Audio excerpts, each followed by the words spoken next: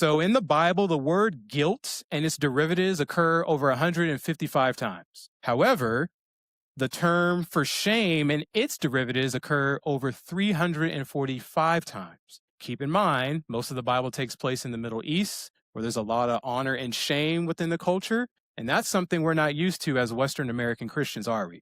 We live in a radically individualistic culture, not a communal culture. However, the Bible takes place in a communal culture. So we tend to think about guilt. We emphasize guilt, which means I did something bad or sinful, and that's appropriate.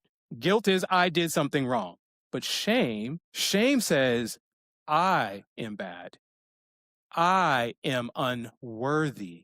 That's what shame says. And friends, this theme is all throughout the Bible. From the beginning, sin has brought shame. When Adam and Eve rebelled in the garden, what was the first thing they came to the knowledge of? I'm naked and I am ashamed. What did God do?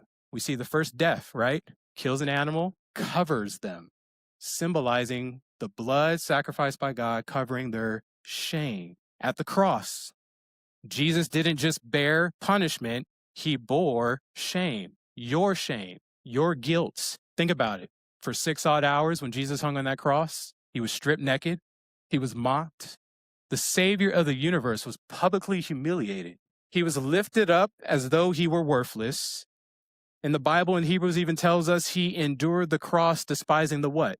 Despising the shame. Think about that. Jesus despising something. We can understand, of course, he despises sin. We all would agree with that. But have you ever thought about that? Jesus was despising the shame of him hanging on that cross in your behalf and being humiliated before the world.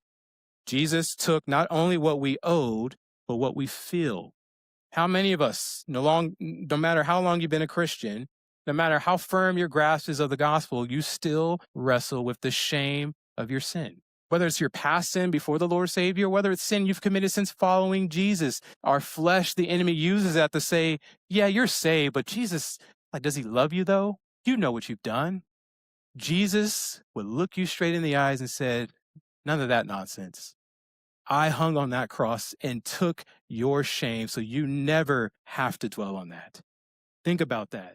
The Savior of the universe, who never sinned, never did anything wrong. He's the epitome of everything that is holy and righteous. And he said, I will be beaten, mocked, stripped naked, and exposed before my enemies, all so that I can save a people who don't even love me yet.